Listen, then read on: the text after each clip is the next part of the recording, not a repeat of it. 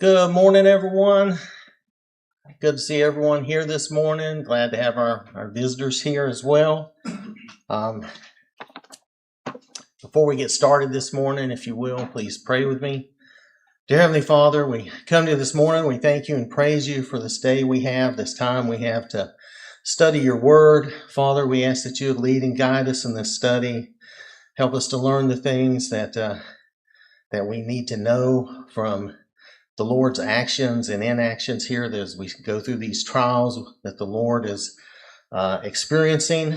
We ask that you would help us to learn from his example and learn from the things that are happening here, that we could put some of this into practice in our lives, and also understand that the sacrifice that he's making and the way he's purposefully doing this, Father, that he's made this choice to follow your plan and to follow it to its very end, and all doing that out of love for us, Father. Help us to learn and understand from these things and put them into practice in our lives. In Jesus' name, amen. So looking at the trials, because we're to the point now where Jesus is going before Pilate in the praetorium. He's been condemned by the religious leaders, and now, like I said, he's going to Pilate, and then going to be a brief trip over to see Herod. But all this has to happen. Jesus has to suffer everything for us, even these trials that are, he's being condemned for, basically for following God correctly and being the Messiah, being God's servant. So he's being condemned even though he's sinless, and now even though he's broken no laws, again, he's going to be condemned by the legal authorities as well. He's going to be treated as a sinful lawbreaker in our place, right? So he's being treated as if he, somebody said this, I forget who it was, but he's being treated as if he lived my life, as if he's done the wrong things that I've done, right? That's how we should kind of look at this. Even though he's not done anything wrong. So first we'll look at Matthew and Mark. These are like short summaries of these trials here with Pilate, and actually they don't even mention Herod. And then we'll look at Luke and John, and we'll get more into the meat of his encounter here with Pilate, and also we'll see the mention of Herod, though that's a quick little thing. And I'll probably repeat some verses just to keep the accounts connected and flowing, hopefully. And like I said, Luke and John will have a little more detail. Well, actually, significant amount of detail that Matthew and Mark don't really have. Now, the timing of this is also important. Realize this is all happening between about 6 and 8 a.m. because by 9 a.m., Jesus is nailed to the cross. So this is all happening very early, just like they had planned. They did all of their stuff under the cover of night. And now in the morning, they've taken Jesus, after they've religiously condemned him, they've taken him to Pilate early in the morning. And so they're going through the legal process of getting him condemned to be executed. So this is, again, early in the morning. Now, Mark is the one that tells us that Jesus is on the cross by 9 a.m. If you look at Mark chapter 15, verse 25, I'll just mention it here. We will see that as we go through these accounts, we'll see that. Maybe not this morning, though. So all this had to occur pretty quickly. They just had a few hours here in the morning to do this, but they did manage to do this. Let's see. So they have to see Pilate, see Herod, come back to Pilate. They go through the choice of Barabbas or Jesus, and then Jesus has to be scourged and more before he actually gets to the cross. So there's only just a few hours for all these things to happen. So this all happened early in the morning, just like the council had planned and wanted. They want to get Jesus on the cross before most of the public even has a chance to know what's going on. And that is basically what we're going to see. All right. They were basically successful, unfortunately. Well, it's God's plan. On the one hand, Fortunately for us, on the other hand, I can't help but just, feel like it's a bad thing, right? And maybe you have that same conflict I do, but I admit that it was God's plan, and it is, good for us, and we appreciate what he went through for us. So before we dig into all this, if you think about Pilate, what's your general impression of Pilate? Matt? He's kind of a wishy-washy politician. Yeah, he's kind of a wishy-washy. Faithful. I mean, Huh? He doesn't come off faithful so much here, but he there was a reference when he inspired a whole bunch of other people and mingled their love, their sacrifices, and all that stuff. That's right. He did do that. He's a pretty ruthless guy in a way. Yes, Pat? Right. He's wishy-washy. He's a people pleaser. He's a politician, right? And he's worried about his position within the Roman government. Now, that's true. And in the end, that's what really kind of makes the final decision for him, is he's worried about his status with Rome. And we have to remember that people in his position, even though he's a governor, if you displease Rome enough, they will kill you.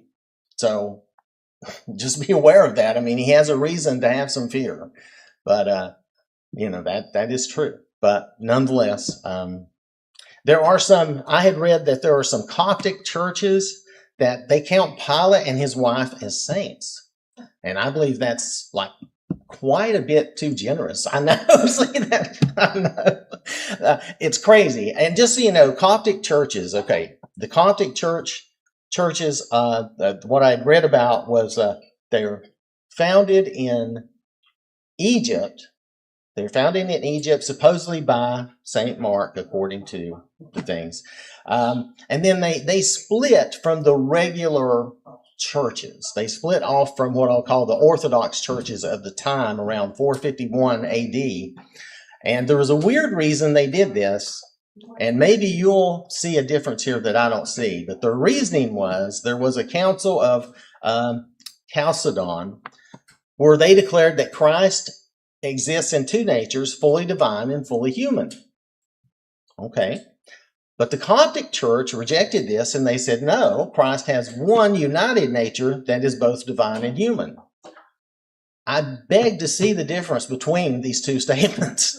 I do not understand. But nonetheless, so they split off. And that's just so you know, the Catholic organization really didn't exist as we know it at that time. The forerunner of it in Rome kind of existed, but it wasn't really there. So coming back to Pilate, though, just so you know, that's kind of an odd offshoot of churches, this Coptic Orthodox church. I think we'll see that Pilate does want to free Jesus multiple times, but the way he's going about it, it seems to be purposefully insulting the Jewish leaders. And I think from what I've read about him, he just doesn't like them, and he doesn't like their religion. He seems to disdain that. And he's not really standing on any principle with them. I mean, even though he says and he realizes, or at least according to what we read about him, he seems to realize that Jesus is innocent, not really doing anything. But he's just purposefully aggravating the Jews in this. And in the end, he takes the easy way out because he's a politician, he's wishy-washy, and he's afraid. That's really what it comes down to. But I just thought I would mention that. And does anybody have anything on Pilate before we move on? Okay. All right, so we'll read our verses here. Now Jesus stood before the governor, and the governor asked him, saying, "Are you the king of the Jews?" Jesus said to him, "It is as you say." And while he was being accused by the chief priests and elders, he answered nothing. Then Pilate said to him, "Do you not hear how many things they testify against you?" But he answered him not one word, so that the governor marveled greatly. Now at the feast, the governor was accustomed to releasing to the multitude one prisoner whom they wished. Now Matthew's account is a very brief summary. Mark's is very similar. He doesn't mention certain things. So we'll just take a brief look at these verses here. What surprising answer does Jesus give Pilate when he's asked here? Well, he answers this one question, right? Right. He does say, or he affirms, that he is the King of the Jews. Yes, man. My translation, I mentioned this before, it's so different. It's like, you yourself say it. Like, you said it. It's kind of like weird. It's what it is, because I looked a little bit into that. It has something to do with their customs at that time in their culture. It was a way of affirming something, but it was kind of what they call it, an idiom or something. It was kind of a strange thing that they did. I do not fully understand why you would reply that way, but basically he's affirming it, but it's like he's not taking responsibility in a way or something. It's kind of odd, but he is affirming it. Yeah, he's like, you said it. So, but he is affirming that he is the King of the Jews. And anybody at that time would have understood that he was basically replying yes. Okay. So that was one of the things I had read about that, because it's weird. It's always read strangely to me, and in English it doesn't come across quite the same way, I don't think. But is Jesus saying that he wants to claim the throne?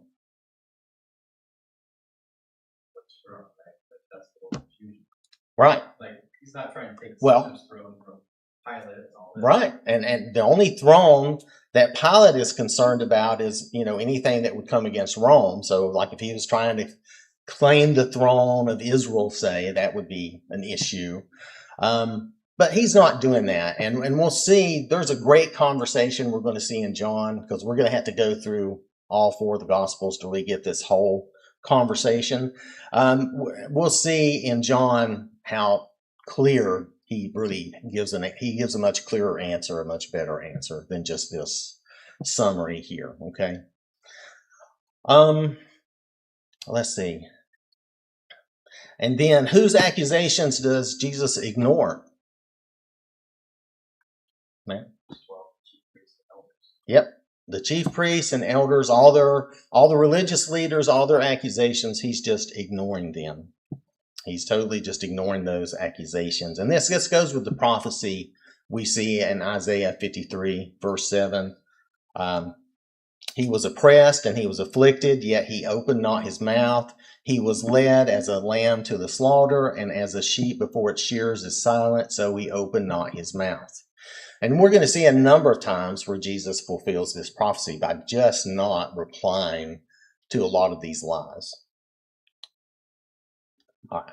So now Jesus didn't answer their accusations. So how does Pilate react to that?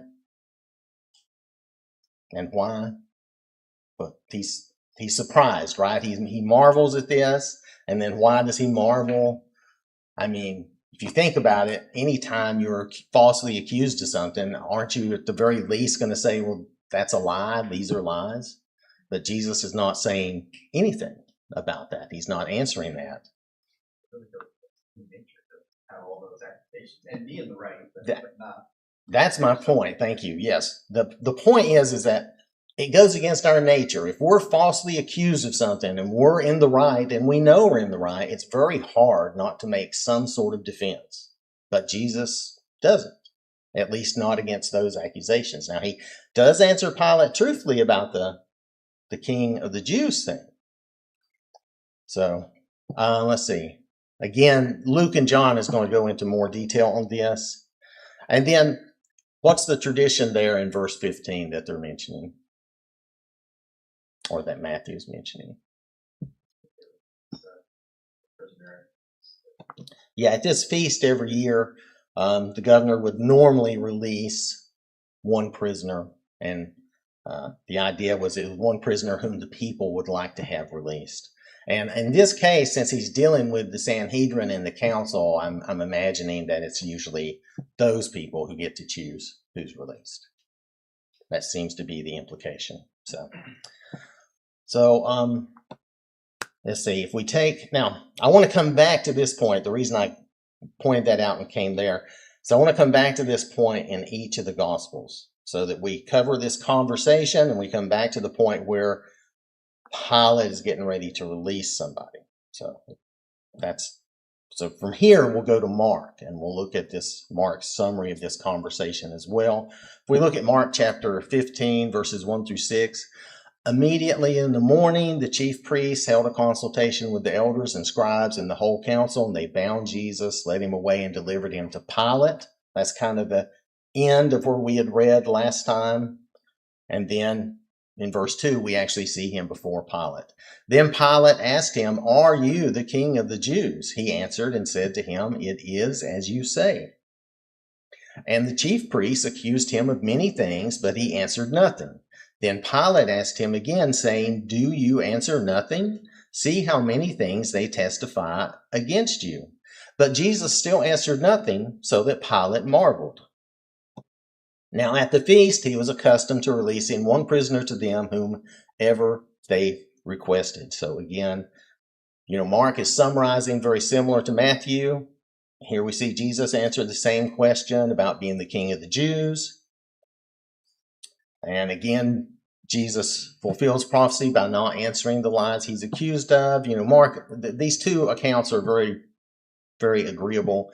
Pilate again is surprised that Jesus does not defend himself. And then we come back to this point, like I said, where they're going to go to see about releasing a prisoner. So we're coming back to that. So if we go to Luke, we're going to get into some more detail about some of these conversations and things. So if we go to Luke chapter 23, verses 1 through 17. So this is going to be a little longer. Like I said, Luke and John get into some more details that are important for us to know. Then the whole multitude of them arose and led him to Pilate. Again, that's at the end of that last thing in the morning when they had reconvened and they have Jesus. And they began to accuse him, saying, "We found this fellow perverting the nation and forbidding to pay taxes to Caesar, saying that he himself is Christ, a king." Then Pilate asked him, saying, "Are you the king of the Jews?" He answered him and said, "It is as you say." So what accusations are they bringing against Jesus here? Yes, Matt? Well, the difference is they actually show the specific accusations, right? Yes. But that you're misleading the nation and dishonoring Caesar, don't pay taxes, taking himself in places. Right. All these things, and I did this little thing here. Perverting the nation basically just means that he's misleading or lying to the nation, right? That's how that's supposed to be read. Forbidding to pay taxes, tribute to Caesar, and setting himself up as Christ the King, right? This is the idea. So if we look at the first one, perverting the nation, basically just saying that Jesus is lying to all of them. The implication is that he's lying to them to incite them, to get them to come together for a revolt or a rebellion. Number two, forbidding to pay taxes. This is illegal. Again, looking at this as an illegal move as a part of a revolt or a rebellion against Rome.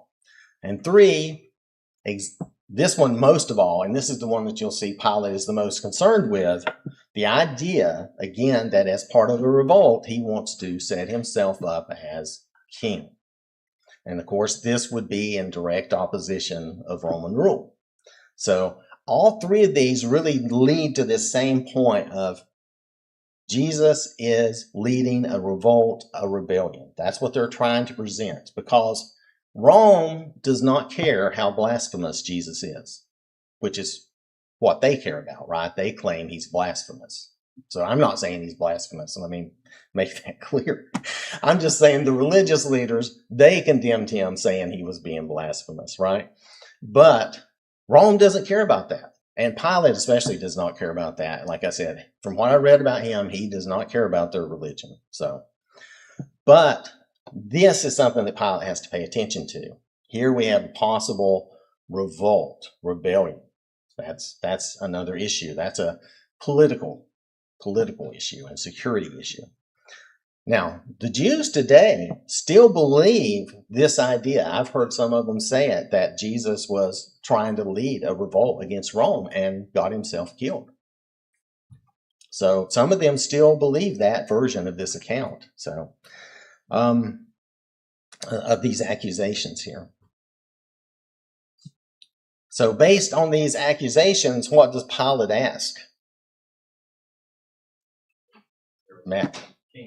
Yeah, are you the king of the Jews, right? I mean, this really kind of makes more sense now. Why is he coming saying that? Because they've given him these political accusations, yes. So they technically Herod, or maybe the previous Herod had been king of the Jews. Yeah, there had been. Wasn't Herod the Great considered? Yeah, I think the current Herod at this time, his role diminished. Yeah. One of them. Yeah, I think it's Antipas, and his role is diminished. But yeah, Herod the Great, his dad had been, or I think it was his dad. Anyway, one of the previous Herods had been the king of the Jews. All right, so he's asking this. Now, do you understand why he's asking this? Because of the rebellion idea, the revolt idea. He's gotten, see, as the governor, they don't have like a jury system or something like that. As the governor, he's got to investigate. He's got to find out, is this a real threat or not? And he's got to judge it. He's got to do the whole thing. Judge, jury, executioner. He's got to do that. And he's got to do that for Rome, right? If Jesus is a threat to the peace, then is he starting a rebellion? That's what Pilate needs to know. Is this a real threat, right? Now, how does Jesus answer when he asks him this question? Basically, he says yes, right? I mean, we kind of went over that. So basically, he says yes. Should this not be alarming to Pilate? Well, yeah. I think maybe because he didn't go on and like, yes, I am king and I'm going to take over Rome. And yeah. He just kind of said, coming off as maybe a philosopher or something.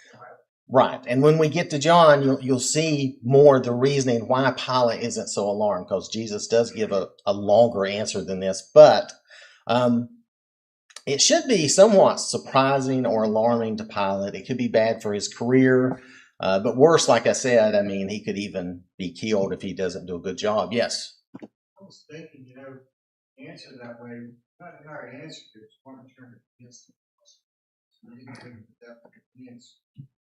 And you also kind of throw the question back at Pilate. Make him. Right. What you say. Maybe make him kind of search his own soul and come accusation to Jesus to show the wisdom of Jesus. Right. He does push that back sort of towards Pilate, right? With the way he responds, that it's as you say, right? So he does push that back a little bit towards Pilate in saying that, they're accusing him of this, and that's as you say. But at the same time, with that, like I said, with that, the way that is worded and all, the way they looked at that was a positive affirmation, though. But I think it has many reasons. Shows the wisdom of Jesus. Yeah. Take that many ways. Yeah. Yeah. Yeah, it's not so much that he's incriminating himself. And when we go to John, we'll see a little bit more of this conversation, and it will make more sense, actually. That it's not a threat or a danger, even though he is saying he is the king and a king. But like I said, we'll see that in John more so than here. Oh, wait, actually, hold on. Let's look at that real quick. I got those verses right here. Duh, I forgot. So this is the way it goes sometimes. Anyway, John chapter 18, verses 36 through 38, because we need to see this here so that we understand. So Jesus answered, "My kingdom is not of this world. If my kingdom were of this world, my servants would fight so that I should not be delivered to the Jews. But now my kingdom is not from here." Pilate therefore said to him, "Are you a king then?" Jesus answered, You say rightly that I am a king. For this cause I was born, and for this cause I have come into the world, that I should bear witness to the truth. Everyone who is of the truth hears my voice.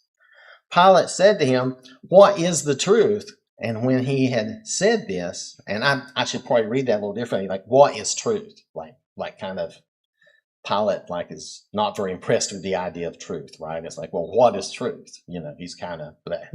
And when he had said this, he went out again to the Jews and said to them, I find no fault in him at all.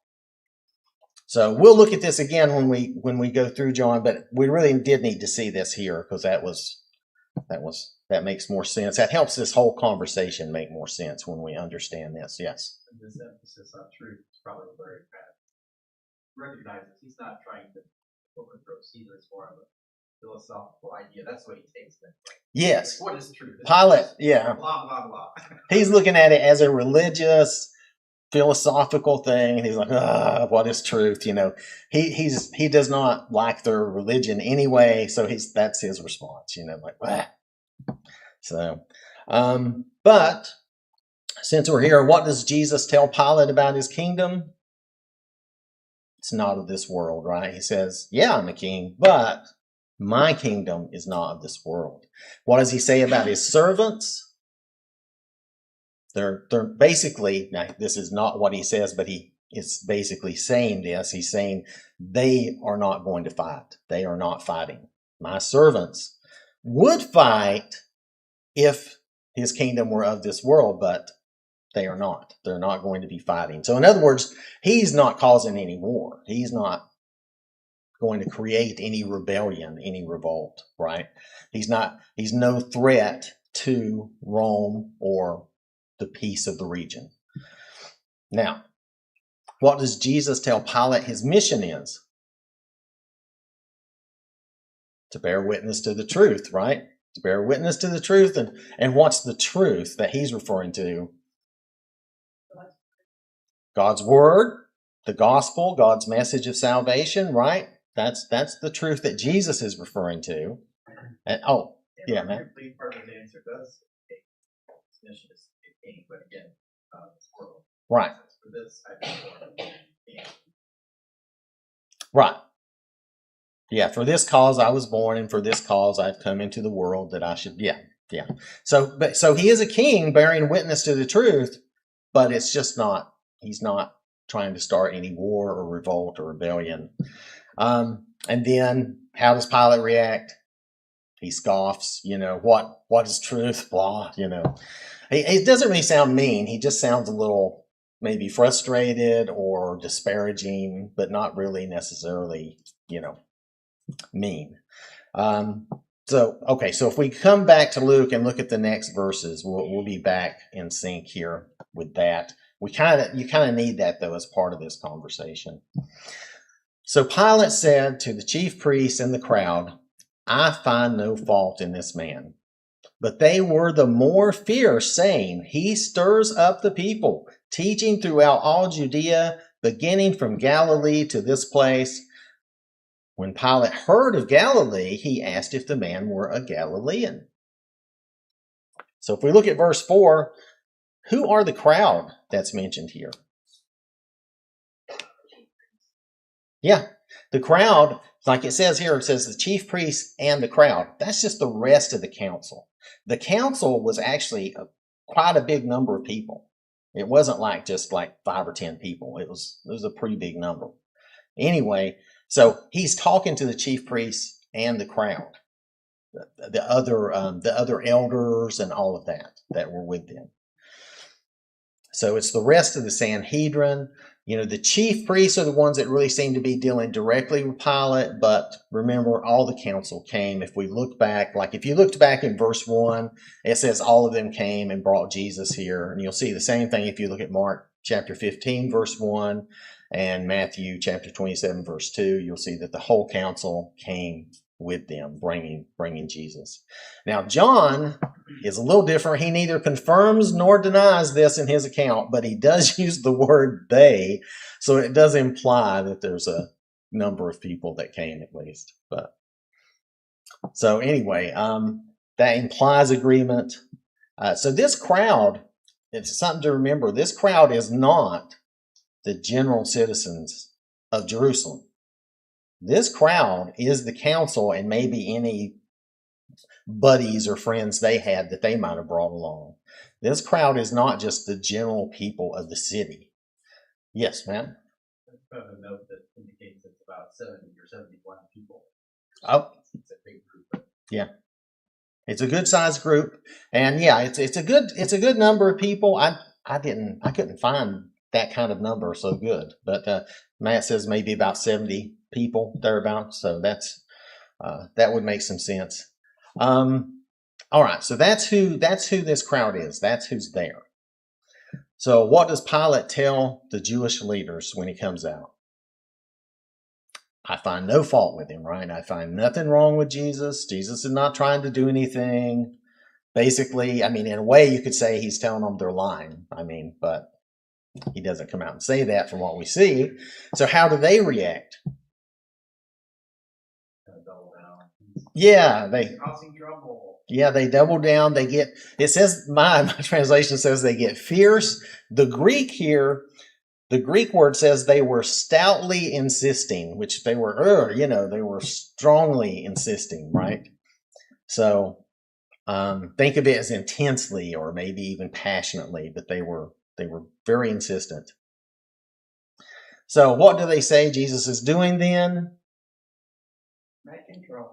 Yeah, stirring up the people, making trouble. And the stirring up, that Greek word means to incite, to incite people. Again, the idea to incite a rebellion or a revolt.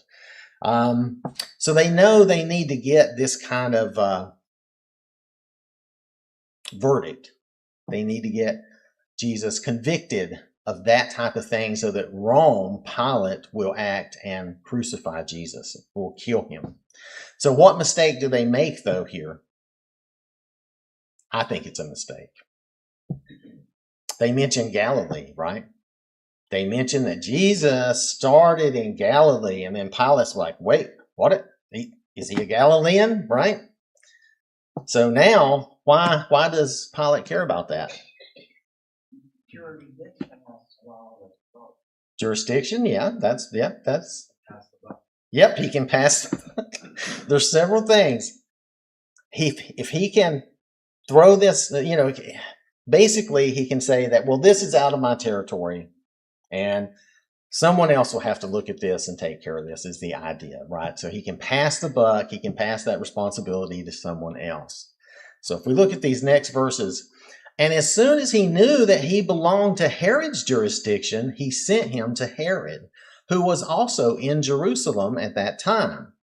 Now, when Herod saw Jesus, he was exceedingly glad, for he had desired for a long time to see him, because he had heard many things about him, and he hoped to see some miracle done by him. Do you remember the earlier mention of Herod wanting to see Jesus and what he thought Jesus, or who he thought Jesus might be? John the Baptist. He thought he might be John the Baptist come back, because he was worried, because he's the one that had John the Baptist beheaded. So that was part of it. Now, they don't mention that again here, and this has been some time later. But I just wanted us to remember that. So now he knows Jesus is from Galilee. What does Pilate do? He passes the buck. He sends him to Herod and says, here, take care of your problem, right? So why was Herod in town? The Passover feast and all that. The Herods, now mainly for political reasons, but the Herods would at least superficially tend to follow the Jewish customs just to political reasons, like I said, to keep the Jews on their side. I think they would even claim to be Jews, but anyway, like I said, it's a very superficial thing. Yes? Their heritage was Edom, Esau, so they were kind of right. Back to Abraham, but they weren't really Jewish. Right, they really weren't Jewish. That's right. Now I remember that now. But yeah, so their heritage wasn't really Jewish, but they would kind of claim this, and they would superficially follow things, like I said, for political reasons. So, okay, so we talked about this, about why sending Jesus to Herod. So how does Herod react to that? He's happy, right? And remember, Herod thought that Jesus might be John the Baptist. And here he wants to see a miracle. He wants to see a sign, right? That's what Herod wants.